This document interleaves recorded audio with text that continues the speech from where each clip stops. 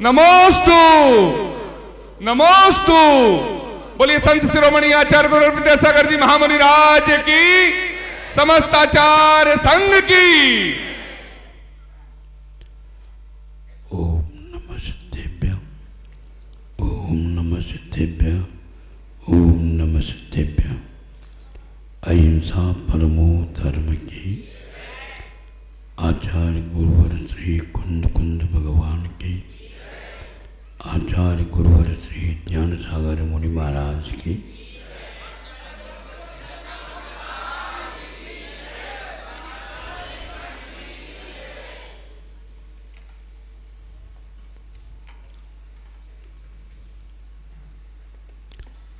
पूर्व दिनों में ये कहा था, इस शरीर में आत्मा किस रूप में विराजमान। विज्ञान हैरान है, सब कुछ जाना, तोला टटोला, चीरा फाड़ी की, उसका एक अंश भी उसके हाथ नहीं लगा। फिर भी शब्दानुच्चारणे भी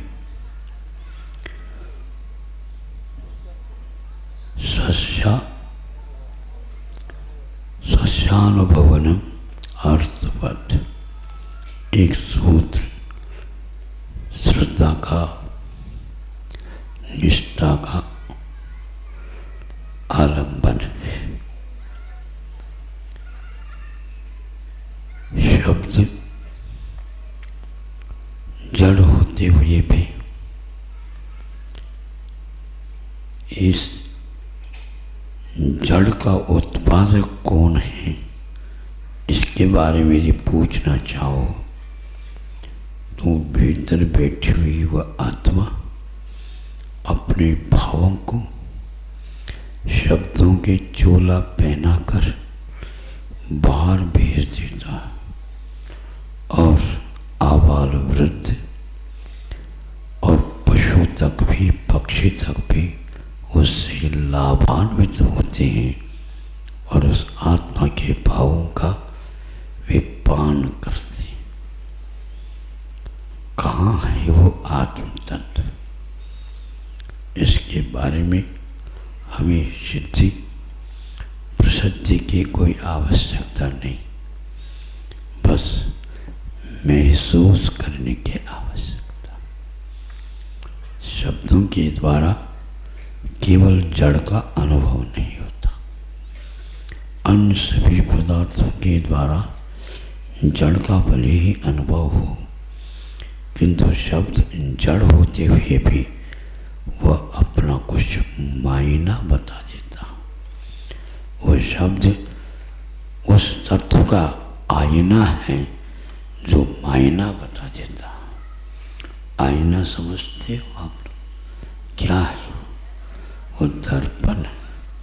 शब्द आत्मा का, आत्मा को बताने वाला एक प्रतिनिधि है और उसके अर्थ बताने वाला एक आईना है। आईना का अर्थ दर्पण होता है, लेकिन दर्पण का प्रयोग पागल नहीं करता।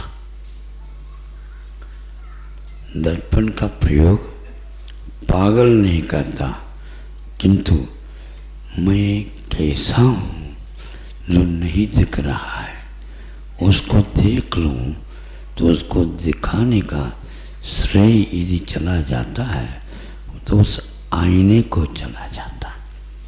यदि आईना देखने वाला व्यक्ति यदि पागल हो तो दर्पण अपनी तरफ से कुछ भी नहीं दिखाता। मैं आपको पागल तो कह नहीं सकता, लेकिन चूंकि आप लोग 8 दिन तक लगातार इतना कठिन परिश्रम करके सब अभावों के बावजूद हंसते हुए बैठे हैं, प्रतीक्षा के साथ बैठते हैं और ऐसे आह्लाद का अनुभव करते हैं, 2 दिन के बाद इन लोगों का क्या होगा ये सोचता रहता।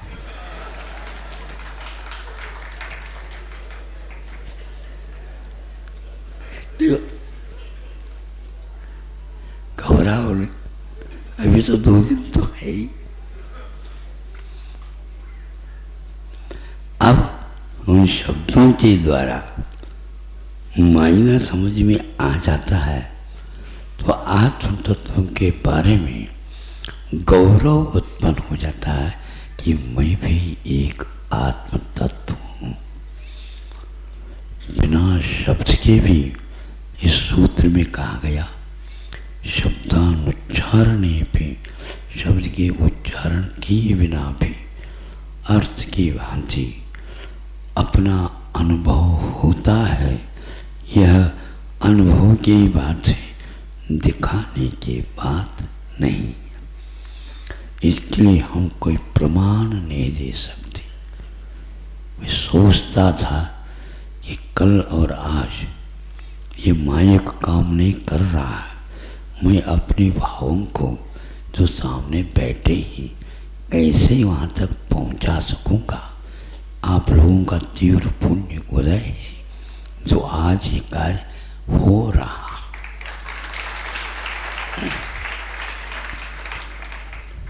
अभी वक्ता ने कहा कि अधूरा सा लगता है जीवन, तो आपने इतना तो महसूस किया कि ये जीवन हमारा अधूरा है, अब आपको ही पूरा करना है। अब कब करते हो आप देख लो। संकल्प लिए बिना ये अधूरा जीवन पूरा नहीं हो सकता, और यह जीवन उसके लिए कटिबद्ध हो जाए कि हम दूसरे के लिए कुछ कर नहीं रहे, किंतु इस बहाने से वो हम अपने ही अधूरे जीवन को पूर्ण करने जा रहे हैं। जिन्होंने हम लोगों के लिए एक आईना रख करके चले गए, उस आईनों को देखो, वो कहाँ है बताने की आवश्यकता नहीं। ये आईना बता रहा है कि वह कहीं भी हो, हम लोगों के लिए बहुत अच्छी चीज़ छोड़ करके गए। तो दुनिया के किसी भी पदार्थ में अपने बिंब का झलकन नहीं होता, किंतु उस आईने में होता है जिसको भगवान ने भेजा है। ये कितनी महत्वपूर्ण बात है कि आकिंचन्य रूप का यदि हम दर्शन कर सकते हैं, साक्षात्कार कर सकते हैं, तो एकमात्र उस बिंब के माध्यम से ही कर सकते हैं। शब्दों में जो अर्थ छुपा हुआ रहता है वो अपने आप उद्घाटित नहीं हो सकता। 10-20 बार भी पढ़ लें, किंतु जिन बिंब के आकृति को देखते ही आबाल गोपाल सब पशु पक्षियों में भी उस बिंब का अर्थ क्या है समझ लेते हैं, और अनंत काल से ढका हुआ जो श्रद्धान है, गुण है, सम्यक ज्ञान मिथ्या ज्ञान के रूप में परिणत है, उसको सम्यक ज्ञान का रूप मिल जाता है। अंतर मुहूर्त में कल्प काल से पूर्व में भी नहीं मिला था, वह निधि अंतर मुहूर्त में त्रिजंतों को भी उपलब्ध होता है। उसके महिमा केवल सदस्यता बनने से हम पूर्ण नहीं कर सकते। सदस्यता का अर्थ ये है किसी एक सदस्य सभा का मेंबर। हम तो 3 काल के, जो 3 लोक के महासभाध्यक्ष परम गुरु परमात्मा स्वरूप उनके सदस्य होने जा रहे हैं। यह आजीवन नहीं, अनंत काल के लिए। हाँ, आप थोड़े से खर्च करके अनंत काल के लिए स्थायी सदस्य बनने जा रहे हैं। आप अस्थायी की बात मत करो। हमेशा हमेशा के लिए उनके दरबार में उन जैसे बन करके बैठने का यह सौभाग्य इस सदस्यता के माध्यम से प्राप्त हो रहा है। किंतु ध्यान रखो, आकिंचन बनना होगा। आकिंचन का अर्थ व्यवहार की अपेक्षा दरिद्र। कोई है व्यक्ति, श्रीमान जी दरिद्र बनना चाहते हो? हैं? ऊपर से दरिद्र, किंतु अनंत काल से जो दरिद्रता है उसको मिटाने वाली वह चीज़ वह आपको मिलने जा रही है। वह आपकी प्रतीक्षा कर रही है कि कम से कम आए प्रयास तो करो, हम आपके लिए हैं, हम आपके यही हैं। यह रत्नत्रय आपको वहाँ तक ले जाने वाले हैं जिन्होंने रत्नत्रय के माध्यम से उस स्वरूप को प्राप्त किया। आकिंचन्य धर्म के लिए आचार्य कुंद कुंद ने जिन्होंने भी इसको धारा उसके लिए बार बार प्रणाम किया। यह जब तक संसार के प्रति समता भाव जागृत नहीं होता तब तक यह भीतर से आकिंचन भाव प्राप्त नहीं होते। किंतु ये आकिंचन भाव दीनहीन व्यक्ति के कार्य नहीं है। वो महान व्यक्तित्व होता है जिसके जीवन में एक घटित होता है। धन्य वे पुरुष जिन्होंने इस स्वरूप को धारण करके और बहुत आत्मीयता के साथ हम लोगों के लिए कुछ ऐसी चीज छोड़ दी है, उस पथ को और कोई भी नहीं छोड़ सकता। यह पथ अविनश्वर पथ है। सब लोग स्वार्थ के साथ जो बहुमूल्य चीज छोड़ करके नहीं जाते, ये संसार की रीत है। किंतु मोक्ष तक पहुंचाने वाला ये पथ मार्ग उन्होंने निर्माण करके हम लोगों के लिए मुफ्त छोड़ दिया। इतना ही नहीं, उस मार्ग के ऊपर मैलेज पत्थरों को भी खड़े करके चले गए। सम्मीश्वर जी रात में जनता चली जाती है।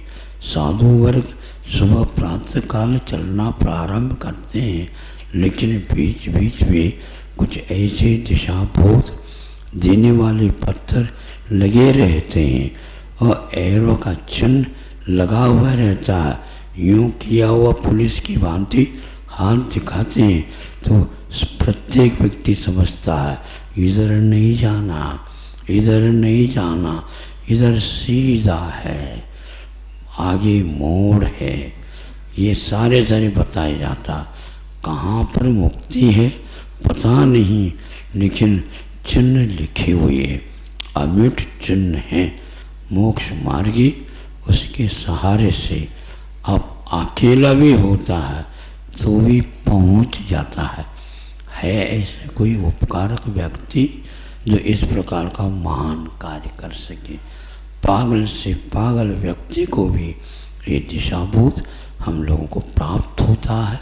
हम लोग महान सौभाग्यशाली हैं। पूर्वजों ने हम लोगों के ऊपर अकारण इतना बड़ा उपकार किया। हम लोगों ने उनके लिए कुछ भी नहीं किया था।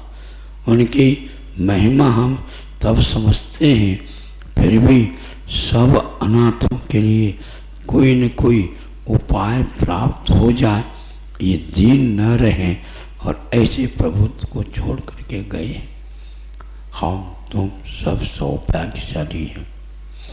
किंतु इसका महत्व तब ज़्यादा है जो इससे अपरिचित है, अनभिज्ञ है, श्रद्धा से हीन है।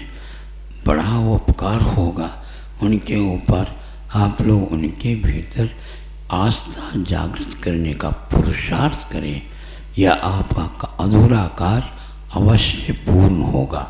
लखपति से हजारपति से लखपति, लखपति से करोड़पति, करोड़पति से अरबपति, अरब के बाद खरबपति। यह पति सारे पत्नियों के साथ चलने वाले हैं, समझे? हाँ, किंतु गलत तो नहीं कहा, ठीक है, नहीं मतलब गई गड़बड़, अर्थ का गड़बड़ न हो जा, हमने तो यही समझा, ठीक है।